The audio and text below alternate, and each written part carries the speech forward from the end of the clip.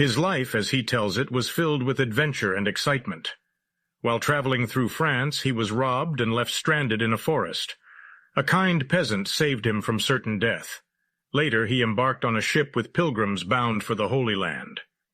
During a storm, the pilgrims believed he was the cause of their misfortune and threw him overboard. He miraculously survived and went on to fight in a war against the Turks, slaying 3 of their mightiest warriors in single combat. Despite being captured and enslaved, he managed to escape. In 1604, at age 25, he returned to England and joined the expedition to Virginia. His experiences had prepared him well for the challenges of life in the new colony. As autumn arrived, the health of the settlers improved and food became abundant. The streams were teeming with swans, geese, ducks, and fish, while game and garden supplies were plentiful. One cold December day, Smith set out on a journey of exploration up the Chickahominy River in search of the South Sea. Accompanied by 2 men and 2 Indian guides, he continued his journey in a canoe after the barge became too shallow. Landing near White Oak Swamp, he left the white men in charge of the canoe and ventured into the forest with 1 Indian. And so it was that they found themselves beset by a horde of 200 Indian warriors, their faces painted in a rainbow of colors, their bodies adorned with beads, feathers, shells, and copper. But John Smith, that brave and fearless man, fought back with all his might, slaying 2 of the warriors before he was finally overcome and dragged down into the mire. There he lay, helpless and defeated, until the Indians tied him to a tree and prepared to shoot him with an arrow. But then something strange happened. Smith showed them his pocket compass, a device that pointed to the north no matter where he stood, and asked to write a letter to his friends back in Jamestown. The Indians, curious and amazed, granted his request and delivered the letter along with the articles he had asked for. They spared his life, believing him to be a superior being. Smith, ever the curious adventurer, took an interest in the customs and habits of the Indians. He observed that some lived in simple dwellings made of tree branches, while others resided in huts or wigwams that could house several families at once. The warriors painted their bodies and decorated themselves with all manner of trinkets, while the women carried the burdens and performed the necessary tasks. The Indians had many strange and terrifying dances, during which they screamed and howled as if in agony. The men were hunters and fighters, while the women tended to the home and hearth. Smith was taken to many villages, and finally to the presence of Powhatan, the great chief who lived in a long wigwam on the north bank of the York River. Powhatan was a tall and imposing figure, with a round face and thin gray hair that hung down his back. He wore a robe made of raccoon skins and sat before a fire on a bench covered in mats, with young maidens on either side. Warriors stood at his right and left, while squaws lined the walls. It was a sight to behold, and Smith took it all in with wonder and amazement. Presently, one of the Native American women brought Smith a bowl of water made from a hollowed-out piece of wood, and another woman brought him a bundle of feathers to wipe his hands. Then came a moment in the proceedings that would have made even the bravest man tremble. The fierce warriors placed 2 stones on the ground, seized Smith, and laid his head upon them, ready to strike him down with their clubs. But just as they were about to deliver the fatal blow, the chief's young daughter, Pocahontas, who was only about 10 years old, threw herself upon Smith's body, wrapped her arms around his neck, and pleaded with her father to spare his life. Powhatan was so moved by his daughter's actions that he released Smith and allowed him to return to Jamestown 3 days later. In the summer of 1609, Smith set out on another expedition to find the Pacific. He sailed through the Chesapeake Bay and explored far up the Potomac River. Although he did not reach the Pacific, he covered a distance of about 3,000 miles and created a map of his explorations that was considered remarkably accurate. In the fall, Captain Newport arrived from England with orders from the London Company to crown Powhatan. The company also sent gifts, including a bed, a basin, a pitcher, and a scarlet robe. Powhatan showed his appreciation by sending a pair of his moccasins and one of his raccoon-skin blankets to King James, but he refused to kneel to receive the crown. Smith and Newport had to lean on his shoulders to force him down. The crowning of Powhatan was meant to win his favor, but the wise old chief remained wary of the white strangers. He noticed that their numbers were increasing, and feared that their presence would eventually harm him and his people. He decided to get rid of the Englishmen by refusing to give them corn, and in the following winter he declined to supply them, asking them in a hostile manner when they were going home. The settlers sorely missed Powhatan's friendly aid, as the rats that had come over on the ships had destroyed much of their food supply. They were in great need of corn, venison, and game, which Powhatan had provided the previous year. Smith, who possessed a keen understanding of how to handle the Native Americans, rose to the challenge. He employed smooth language when it suited his needs, but if that failed, he resorted to threats or even violence. Driven to gain their favor, or, at the very least, secure a supply of corn, Smith and a group of 40 men sailed down the James River, around Point Comfort, and up the York River to Powhatan's abode. The elderly chief feigned friendship, but Smith discovered from an Indian informant that the cunning savage was plotting to kill him and his men.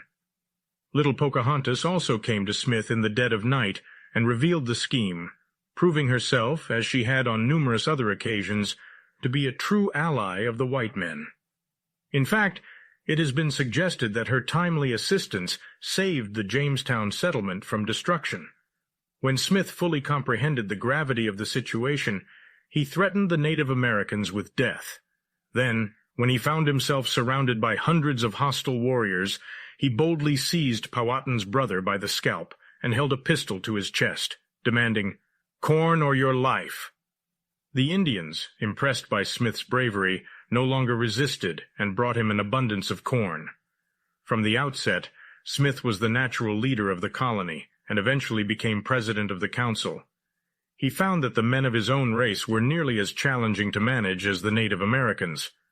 They were so indolent that Smith was compelled to enact a law stating, "He who will not work shall not eat." The law proved to be effective, and the slackers soon busied themselves with glass-making, tree-felling, and the production of tar, pitch, and soap ashes.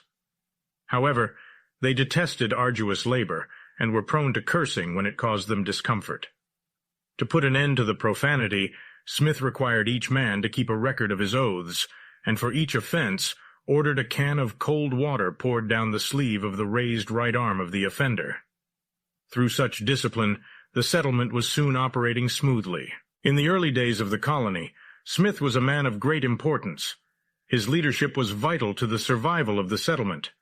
However, fate had other plans for him. While out on a boat, an explosion of gunpowder caused him severe injury. He was forced to return to England for treatment. This unfortunate incident occurred in October of 1609. 5 years later, Smith returned to Virginia. He explored the coast to the north and created a map of the region. He named it New England. Smith not only chronicled his own life, but also wrote several books on America. He was a true pioneer of his time. Sadly, Smith passed away in 1632 at the age of 53. Without his leadership, the colony at Jamestown would have surely perished before the end of its first year. But Smith's unwavering determination and bravery held the colony together until it received the necessary help from England to establish a firm foundation. Chapter 5. Nathaniel Bacon and the Uprising of the People in Virginia in 1676. When Smith returned to England, he left the colony leaderless. The Indians, who had been held in check by fear of Smith, immediately began to rob and plunder the settlement. At the same time, famine and disease aided in the destruction. Dogs, horses, rats, and even mice were in demand for food. At its worst, the famine compelled the colonists to feed upon the bodies of their own dead. At the end of that terrible winter, known as the Starving Time, only 60 of the 500 men whom Smith had left in the colony survived. The future looked bleak, and the wretched remnant of sufferers were about to leave Virginia for their homeland when an English vessel appeared on the James. Lord Delaware had arrived with a company of men and much-needed supplies. This was in June 1610. Due to ill health, Lord Delaware soon returned to England, leaving Sir Thomas Dale in control of the colony. He was even more firm and vigorous than Smith had been in dealing with the worthless men who made up the majority of the colony. Some of the most unruly were flogged, some were branded with hot irons, and one man was sentenced to death by starvation. Holding down the lawless by the arm of the law, Dale was also able to introduce reform. Before he took charge of affairs in Virginia, there was a common storehouse from which everybody, whether idle or industrious, could get food. When the good-for-nothing settlers found out that they could thus live upon the products of others' labor, they would do nothing themselves, but held back, throwing all the work upon 30 or 40 men. Dale, appreciating the evil of this system, gave every man his own plot of land. Out of what he raised, each was obliged to put into the common storehouse 2.5 barrels of corn. The rest of his crop he could call his own. By this plan, the idlers had to work or starve, and the thrifty were encouraged to work harder because they knew they would receive the benefit of their labor. In the early days of the new system, the settlers discovered that raising tobacco was a profitable venture. Virginia's soil and climate were particularly conducive to its growth, and it proved to be more lucrative than any other crop. However, tobacco quickly depleted the soil, necessitating the acquisition of new land and the establishment of large plantations. Planters vied for land along Virginia's numerous rivers, allowing for easy transportation of their tobacco to the wharf, where it would be shipped to Europe. For a time the planters prospered through their tobacco cultivation, with some even amassing great wealth. But their fortunes took a turn for the worse when the navigation laws were enacted. These laws mandated that all tobacco be sent to England on English vessels, and that the planters purchase any necessary European goods from England and transport them to Virginia on English vessels as well. As a result, the colonists were forced to sell their tobacco at whatever price the English merchants deemed fit, and to purchase their goods at whatever price the English merchants saw fit to charge. Additionally, England imposed heavy taxes on colonial trade, and when the price of tobacco eventually fell, the planters received meager returns for their labor. But the colonists faced troubles beyond these onerous trade regulations. They were plagued by domestic issues that were even more vexing than England's impositions. In 1660, Sir William Berkeley, a narrow-minded and self-centered man, assumed the governorship of Virginia. This polished cavalier, who relished good company and fine dining, cared more for his 70 horses than for the welfare of the common people he was entrusted to govern. He was so indifferent to the rights and desires of the people that he refused to allow a new assembly to be elected for 16 years after taking office. Having found a group of pliant followers in 1660, he kept them in power by adjourning the assembly from year to year. The people were patient, even though the behavior was difficult to justify, until a great evil befell the settlement. The Indians began to invade the frontier, wielding the firebrand, scalping knife, and tomahawk with such devastating force that 300 settlers were killed and their homes burned. The people implored Governor Berkeley to send troops to punish the Indians, but he refused because he was engaged in a lucrative fur trade with the offenders. Eventually, 500 men, in a frenzy of anger at their mistreatment, urged Nathaniel Bacon, a wealthy and educated planter, to lead them against their red foes. At the time, Bacon was only 28 years old. This young man was tall and graceful, as well as brave and generous. He had compassion for the common people, over whom he wielded great influence, and when the Indians killed an overseer and a beloved slave on one of his vast plantations, he was willing to join forces with the people and become their leader against the common enemy. After failing to obtain a commission from Governor Berkeley, Bacon took command of 500 troops and marched boldly against the Indians without a commission. He defeated them with minimal losses. Meanwhile, Berkeley pursued Bacon with his own soldiers, whom he labeled a rebel and a traitor. However, before he could catch up to the young leader, Berkeley had to return to Jamestown to quell an uprising of the people. He was unable to restore order until he agreed to hold a new assembly election, in which Bacon was elected as a delegate.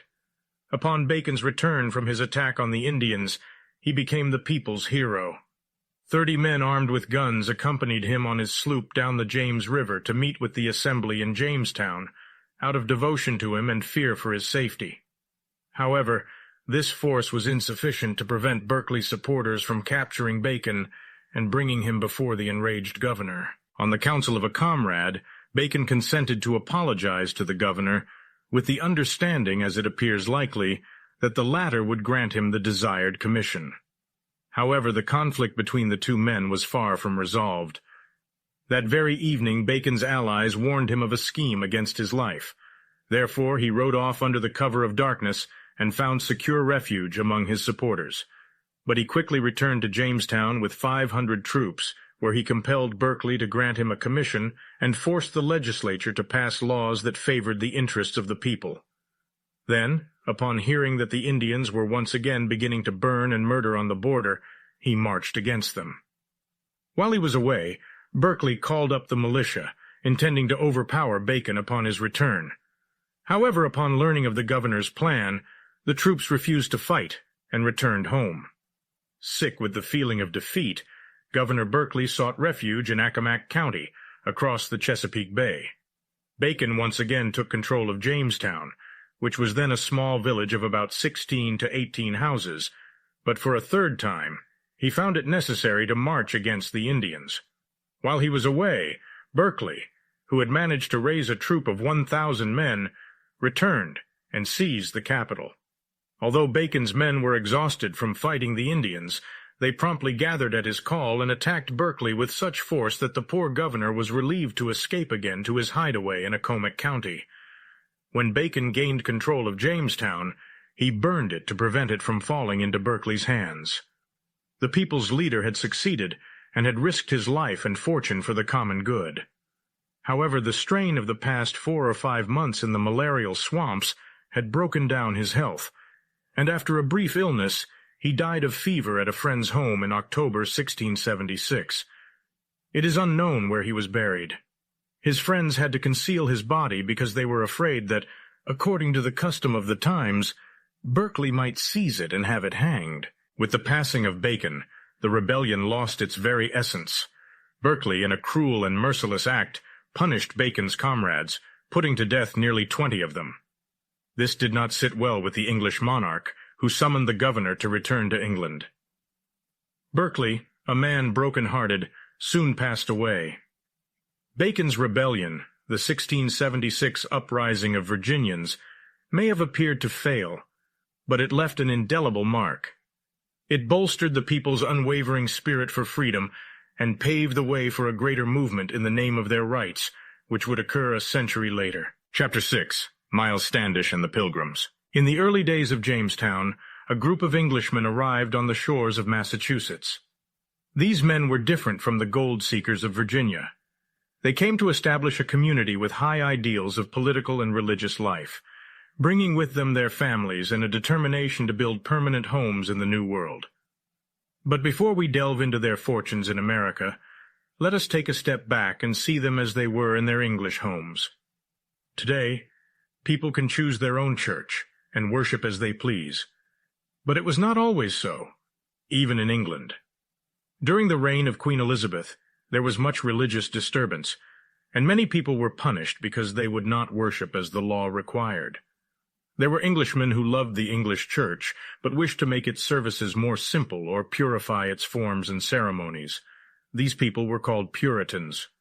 Others disliked the ceremonial and doctrines of the church so much that they wished to form a separate body and worship after their own ideas. These were called separatists or independents. The separatists met for service on the Lord's Day in the home of William Brewster, one of their chief men, in the little village of Scrooby. For a year, they tried to keep together and worship as an independent body. But as the laws of England required that all should worship in the established church, they found they could not do this without being hunted down, thrown into prison, and sometimes beaten, and even hanged. They endured these persecutions as long as they could, and then some of them decided to leave their own land and seek a home in Holland, where they would be free to worship God as they pleased. King James I of England was unwilling to let them go, so they had much difficulty in carrying out their plan. But in 1608 they escaped and went to Amsterdam. From Amsterdam they went to Leyden, and finally from Leyden to America, by way of England. Because of their wanderings, they became known later as pilgrims. The pilgrims were but poor folk, forced to take any work that would provide sustenance. In Leyden, many found employment in the woolen trade, where they prospered and enjoyed religious freedom. However, they were hesitant to remain with the Dutch, fearing their children would forget their English heritage. Despite England's unkindness, they cherished their native tongue, customs, and way of life. The Pilgrims had heard tales of the English colony in Virginia, and the idea of their own people living in a free land appealed to their English hearts. They decided to venture to Virginia, believing they could worship in peace and raise their children with English values. But as often happens, plans are easier made than executed. The Pilgrims faced practical difficulties, including King James I's opposition to their journey and lack of funds for the long and costly voyage. The king eventually granted permission for their departure, with the condition that they do not disturb him in America. After securing loans and the king's consent, the Pilgrims set sail from Delft Haven on the Speedwell, bound for Southampton. There they joined friends aboard the Mayflower, but a shortage of funds caused a brief delay. To raise the necessary funds, they sold provisions, including much of their butter. Finally, the two vessels set sail, but the Speedwell proved unseaworthy and had to return twice due to leaks. The Pilgrims deemed it unfit for the journey, and with 102 people, including men, women, children, and slaves, they set sail on the Mayflower from Plymouth on September the 16th, 1620, to their new home in the wilds of America. After a most arduous and tumultuous voyage lasting over 9 weeks, the weary travelers caught sight of land on November the 19th, 1620. However, instead of arriving off the coast of Virginia as they had intended, the storm-battered voyagers found themselves in what is now the harbor of Provincetown. Before making landfall, they entered into a solemn agreement to create and obey laws that would be necessary for the good of the colony. John Carver was selected as governor. Due to the shallow water, the Mayflower could not be brought to a point where they could disembark. The men had to carry the women in their arms and wade several rods, while the weather was so cold that their clothing, wet from the ocean spray, froze stiff. Once on land, they fell to their knees and thanked God for bringing them safely through the many furious storms. The women immediately set to work lighting fires, boiling water, and washing clothes, while the men stood guard to repel any potential Indian attacks. It quickly became apparent that Cape Cod was an unsuitable location for a settlement, and an exploration party, led by Miles Standish, was chosen to search for a more suitable one. As the military leader, Miles Standish quickly became a prominent figure in the life of the colony. He was born in Lancashire, England, in 1584, into a noble family, but was somehow deprived of his estates. He went to the continent and became a valiant and daring soldier in the Netherlands. Feeling a deep interest in the Pilgrims' cause, he joined them when they sailed for America on the Mayflower and made their fortunes his own.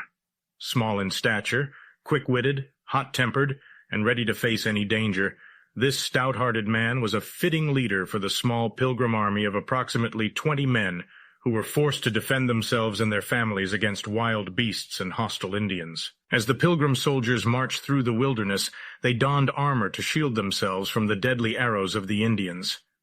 Some wore steel helmets and iron breastplates, while others sported quilted coats made of cotton wool. Like the valiant Miles Standish, some carried swords at their sides, and all bore either flintlock or matchlock muskets so massive that they had to rest them on supports stuck into the ground before firing. Standish's intrepid band of soldiers set out to explore the coast on the day the Mayflower dropped anchor. The following Wednesday, they embarked on a second journey to find a suitable place for settlement. As they traversed the shoreline, landing here and there, they encountered Indians who fled at their approach. Eventually, they stumbled upon some mounds from which they unearthed bows, arrows, and other tools. However, they returned the items, believing the mounds to be Indian graves. In a deserted house, they discovered an iron kettle. Digging into another mound, they were overjoyed to find large baskets brimming with ears of Indian corn in red, white, and yellow. After their long voyage, they were famished and took some of the corn, ensuring they paid the Indians later. During this serious journey, An amusing incident occurred. William Bradford, who would later become the second governor of the Plymouth colony, accidentally stepped into a deer trap while navigating the underbrush of the woods. He was suddenly hoisted into the air by one leg and dangled until his comrades freed him, much to the amusement of the stern Pilgrim soldiers. After spending more than 3 weeks fruitlessly searching for a settlement site, a group of 10 men, including Governor Carver, William Bradford, and Captain Miles Standish, set out on December the 16th, amid a raging storm. The spray from the sea quickly coated their clothing with ice, but the brave voyagers persevered despite the bitter cold. At the end of the following day, after anchoring in a creek, they built a barricade. It served as protection from harsh weather and as a defense against the Indians. The barricade was made of boughs, stakes, and logs. It was 3-sided and about as high as a man. The leeward side was open. They lit a big fire within the shelter and kept it roaring all night long. They wrapped their cloaks closely around them and fell asleep beneath the trees in the open sky. One man always kept guard. The next morning they were up early, ready for another day of hard work. Some of them had carried their muskets down to the shore and left them there to be put aboard the boat later. They were returning to breakfast when the shout, "Indians!" followed by a shower of arrows, greeted them.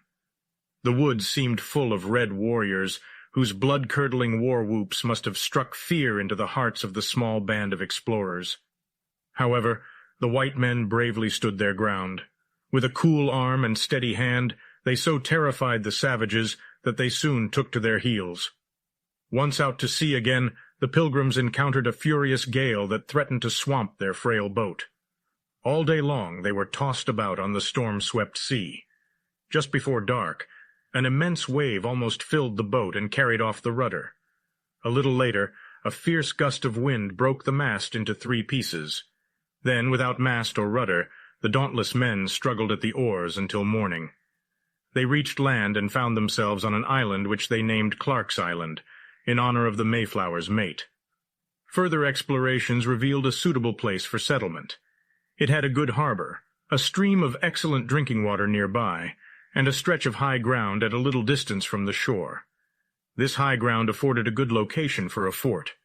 In addition to these advantages, there was a large field of cleared land on which the Indians had raised corn. Much cheered by their discovery, the explorers returned with their report. And so it was that the Pilgrims, without delay, landed on the very spot they had chosen for their new home, the same spot that John Smith had named Plymouth several years before. With heroic energy, they set to work immediately. Some of the Pilgrims felled trees, while others sawed and split them. Still, others carried the logs to the building sites. Their first task was to erect a crude log house, measuring 20 feet square. This structure would serve as a common storehouse, shelter, and for other purposes. They also began building 5 separate private dwellings, a hospital, and a meeting house. All the houses were the same size and shape. The men cut down trees and sawed logs of suitable length. They then dragged them by hand along the ground, as there were no horses or other beasts of burden. The logs were laid one upon another to form the walls. The chimneys and fireplaces were likely made of stone, with the crevices plastered with mud mixed with straw. Oil paper was used in place of glass for windows. At best, these log houses were poor makeshifts for dwellings in the severe winter weather along the bleak New England coast. The Pilgrims brought over large armchairs, wooden settles, high-posted beds, truckle beds for young children, and cradles for babies to furnish their simple homes. Every home had a spinning wheel. Cooking was done in a big fireplace. The housewife baked bread in large ovens, and roasted meat by putting it on iron spits, which they had to keep turning to cook all sides of the roast evenly. They boiled various kinds of food in large kettles hung over the fire. In those days, there were no friction matches. The custom was to kindle a fire by striking sparks with a flint and steel into dry tinder stuff. Once they started a fire, which was no easy task, they had to be very careful not to let it go out. For that reason, they covered the coals at bedtime with ashes. Instead of candles or lamps, light was provided by pitch-pine knots during the night. One can easily envision the young Pilgrims resting on the benches in the evening, reading by the blaze emanating from the colossal fireplace. During the first winter, the lack of proper nourishment and warm clothing, exposure to the cold, and various hardships led to disease in the small colony. At one point, only 7 men were healthy enough to care for the sick and suffering. Among these 7 was the valiant soldier, Miles Standish. He became a compassionate nurse, and together with William Bradford and Elder Brewster, he tended to the sick, washed clothes, cooked food, and performed other simple household tasks. By spring, nearly half of the colonists, including Governor Carver and Rose Standish, the wife of Captain Miles Standish, had passed away. Despite all the suffering, not a single pilgrim returned to England on the Mayflower. However, the colony had become so weakened by the loss of able-bodied men that corn was planted on the graves to prevent the Indians from discovering how many had died. One day in early spring, the pilgrims were taken aback by the sudden appearance of an Indian named Samoset, who exclaimed in English, "Welcome, Englishmen!" A week later he returned with a friend named Squanto, who had previously lived in Plymouth with other Indians, all of whom had been wiped out by a plague. Squanto was delighted to return to his old home. He later lived with the pilgrims, serving as their messenger and interpreter, and teaching them how to hunt and fish. They learned how to plant corn from him. By placing 1 or 2 herring as fertilizer in each hill, they would keep an eye out for wolves that might dig up and eat the fish, and in due time they would reap a bountiful harvest. About a week after Samoset's initial appearance, he returned and announced the arrival of Massasoit, an Indian chief who lived at Mount Hope, approximately 40 miles southwest of Plymouth. Captain Miles Standish led his men out to escort the Indian chief to meet Governor Carver in an unfinished house. The pilgrims had laid out a verdant mat on the ground, which they adorned with cushions for the chief and governor.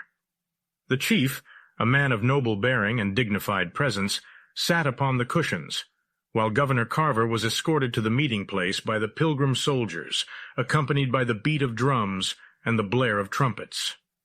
After the governor kissed the chief's hand, the 2 men pledged to be friends and maintain peace between the white men and the red. This romantic friendship lasted for over 50 years. Before Massasoit's departure, the pilgrims presented him with 2 skins and a copper necklace. As summer approached, the pilgrims' condition improved.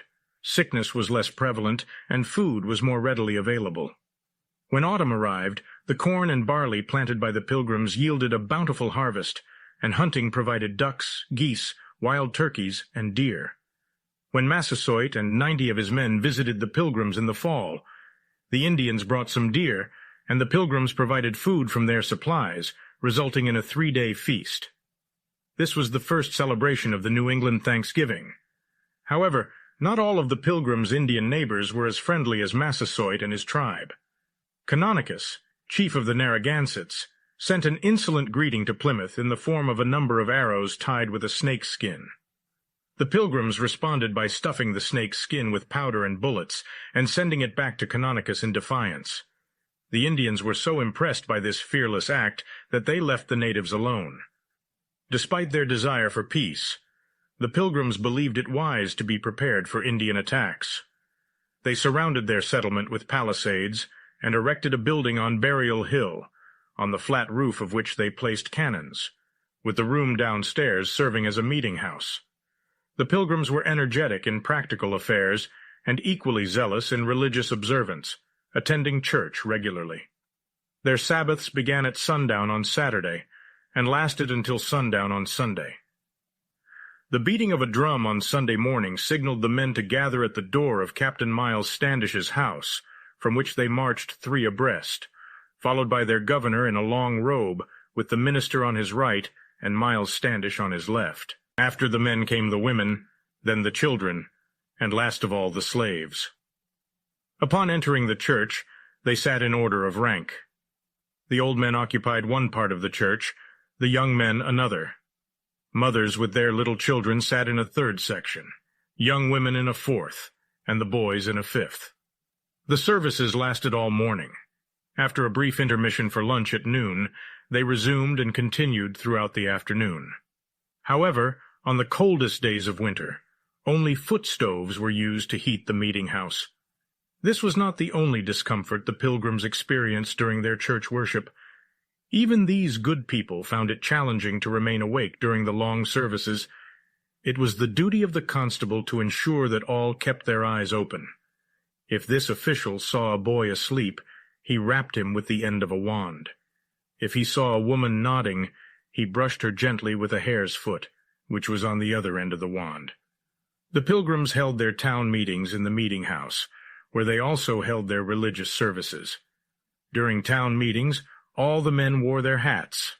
In voting, they used corn and beans. A grain of corn meant yes, and a bean meant no. Such was the life of the little company of true-hearted men and women at Plymouth. Although small in number, they remained brave in spirit amid surroundings that tested all their powers of endurance. For several years, Miles Standish provided valiant service there. He then went to live at Duxbury, where he was soon joined by some of his pilgrim friends, including John Alden. The good captain remained there for the rest of his life, except when he was needed as a military leader by the colony. He died many years later, in 1656, leaving behind him a good name with the Pilgrims and the rest of the world. Chapter 7.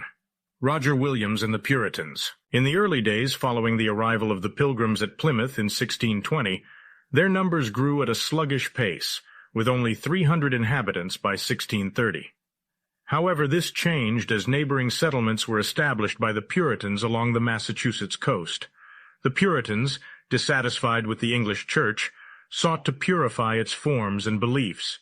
However, their efforts were met with opposition from the Stuart kings of England, James I and Charles I. As a result, the Puritans held their meetings in secret locations such as private homes and barns. Inspired by the success of the Pilgrims, the Puritans decided to leave England and establish a New England across the Atlantic. Unlike the Pilgrims, the Puritans were not poor men of little influence. Some were educated at Oxford or Cambridge, some were wealthy, and some were connected to distinguished families. All were of strong character and willing to endure hardship for their religion. In 1628, leading Puritans formed a trading company and purchased land in America from the Plymouth Company. They sent settlers to occupy the land, with the first settlement at Salem led by Endicott. 2 years later, nearly 1,000 Puritans arrived on 11 vessels, bringing horses, cattle, and various supplies. They settled in Boston, Dorchester, Charlestown, and other nearby towns, with John Winthrop as their leader and first governor. Each settlement was a township, covering an area of 40 to 60 square miles. Settlers lived in villages, with the meeting house at the center used for worship and public meetings. The blockhouse, a sturdy structure, was located near the meeting house and served as a refuge in case of Indian attacks. Extending through every village was a long street, and on either side of it stood the settlers' dwellings with their small farms stretching back in the rear. These dwellings, which in early years were only log huts, afterward gave way to high-roofed frame houses. All were simple, solid, and neat. Upon entering one of these early Puritan homes, we would find two principal rooms, the best room and the kitchen. In the kitchen, the thing of special interest to us would be the fireplace, large enough for a backlog 5 or 6 feet long and 2 or 3 feet thick. In this great fireplace, a Puritan housewife could roast an entire sheep. As stoves were unknown in those olden days, all cooking was done at this open fire, and it was by such firesides that the Puritan boys and girls used to spend the long winter evenings. While the logs blazed, the mother and daughters would knit, spin, or quilt, and the father would read his Bible or smoke his pipe. At this family hearth, there was also much good cheer in cider drinking, nut-cracking, and storytelling, especially when the family was fortunate enough to have a stranger present as a guest. At such times, the children were always good listeners, but much as it was prized, a visit from a stranger was a rare occurrence, for as there were no carriages or public conveyances of any kind, long journeys were seldom made. When traveling by land, the settlers sometimes went on foot, and sometimes on horseback. In the latter case, the men sat in front, and the women on a pillion behind. For carrying supplies, sleds were used in winter, and ox carts in summer. Since travel was so difficult, there was very little communication between distant villages, unless they happened to touch upon the sea. But frequently this was not the case, for many of the settlements, following the courses of rivers, extended inland rather than along the coast. When a stranger did appear, he was always welcome, for he was sure to bring some bit of news from the world outside. Perhaps if he had traveled through the woods, he might tell of some dangerous adventure with wild beasts or Indians. If in midwinter he dared to make the journey, he might tell how he spent a cold night in some deserted wigwam, into which howling wolves had driven him. Such thrilling chapters from the book of everyday life were of special interest to people whose experience was very narrow and monotonous. For in those days, there were no newspapers and few books. We should make a great mistake, however, were we to imagine that the Puritans did not value books and reading. They appreciated reading and education so much that every town was required to have a school. As a consequence of this excellent system, there were very few people who could not read and write. The study of the Bible was an important feature in all this school training, and absorbed much of the thought of the Puritan mind, especially on the Sabbath. The Puritan Sabbath, which began at sunset on Saturday and ended at sunset on Sunday, was largely given up to church worship. All work and travel, not absolutely necessary, were suspended, and no playing on a musical instrument was allowed. Two instances will illustrate the severity of the Puritan ideas of Sabbath observation. The first is that of two lovers who were brought to trial because they were seen sitting together on the Lord's Day under an apple tree.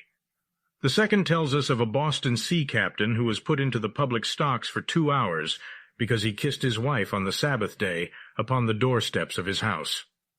He had just returned after a 2 years' absence on a sea voyage. In all this strictness about Sabbath observance, the Puritans were wholly sincere. To them, purity of religion was the supreme interest of life. They had left their old homes in England that they might worship according to their own belief in a community under the control of Puritan ideas. In the early days of the Puritan Commonwealth, the arrangement of church and state affairs was no simple task. Some settlers were reluctant to embrace Puritan values and principles. Among these dissenters was a young man named Roger Williams, who arrived in Salem with his bride in 1631. Born in England in 1599, Williams was a gifted student who received a scholarship to attend Charterhouse School and later Cambridge University. As a Puritan, he left England seeking religious freedom and arrived in America. Williams settled in Salem and was appointed as a minister of the church. However, he soon left Salem and moved with his family to Plymouth. During his 2-year stay in Plymouth, he developed a deep interest in the local Indians and began learning their language. He wrote, "God was pleased to give me a painful, patient spirit to lodge with them in their filthy, smoky holes to gain their tongue." Williams became close friends with the Indians, a friendship that would later prove to be crucial in saving the lives of many Puritans. While Williams was winning the friendship of the Indians, he was also angering the Puritans. He argued that the king had no right to grant the lands they were living on to any company because they had never belonged to him. Williams believed that only the Indians owned the land. His arguments made him many enemies among the Puritans, but his love for the Indians never wavered. He could not continue his severe criticism of matters so important to the Puritan heart without losing many of his friends. The Puritans' wrath eventually became so great that they tried him in court and banished him from Massachusetts. As he fell ill around this time, he was told that he could remain in the colony through the winter if he refrained from preaching. However, as soon as he recovered, his friends, who were very fond of him, spent much time talking with him at his home in Salem, where he now lived. The Puritans, fearing his influence, decided to send him to England.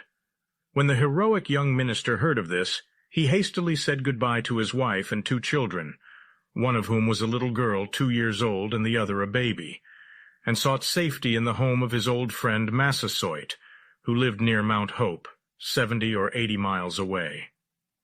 The outlook was dreary enough. It was midwinter, January 1636, and the snow lay deep upon the ground. As there was no road cut through the forest, Roger Williams had to depend upon his compass for guidance. To keep himself from freezing, he carried a hatchet to chop kindling wood and a flint and steel to kindle it into flame. Thus equipped, he started, though still weak from his recent illness, with a staff in his hand and a pack on his back, to look for his dusky friend, Massasoit. This long journey in the bitter weather of a New England winter was indeed a trying experience for the lonely traveler. He wrote long afterward, "Steering my course in winter snow, I was sorely tossed for 114 weeks in a bitter winter season, not knowing what bed or bread did mean." Having found Massasoit, he spent much of the winter in the wigwam kindly furnished to him by the Indian chief. In the spring, he began to erect buildings at Seekonk on land given to him by the Indians. But his friend, Governor Winthrop, having secretly sent him word that Seekonk was in the territory belonging to the Massachusetts colony, decided to go elsewhere. In the early days, he and 5 of his companions rowed down the river and landed at a spot that the Indians had pointed out as having a spring of good water. They established a settlement there, which they named Providence, as a symbol of God's vigilant care over them. This was the genesis of Rhode Island, a colony that welcomed all men, regardless of their religious beliefs. Men who had been persecuted elsewhere on account of their faith were pleased to go to Rhode Island, where they were permitted to worship as they pleased. And so, it quickly grew into a thriving settlement. Roger Williams was a man of pure and noble character. He did not appear to hold any grudges against the people of Massachusetts. In 1637, when the Pequots attempted to persuade the Narragansett Indians to join them in a general uprising against the settlers, particularly those living in Massachusetts, he did everything in his power to thwart their plans. At that time he embarked on a stormy day in his canoe to visit Canonicus, the chief of the Narragansetts, and at the risk of his life, he prevented the union of the 2 tribes against the settlers. He passed away in 1683 at the age of 84. Although his judgment was not always sound, his intentions were honorable. In his struggle with the Puritans, he was ahead of his time, which was not yet prepared for such advanced ideas of religious tolerance. Chapter 8. William Penn and the Settlement of Pennsylvania.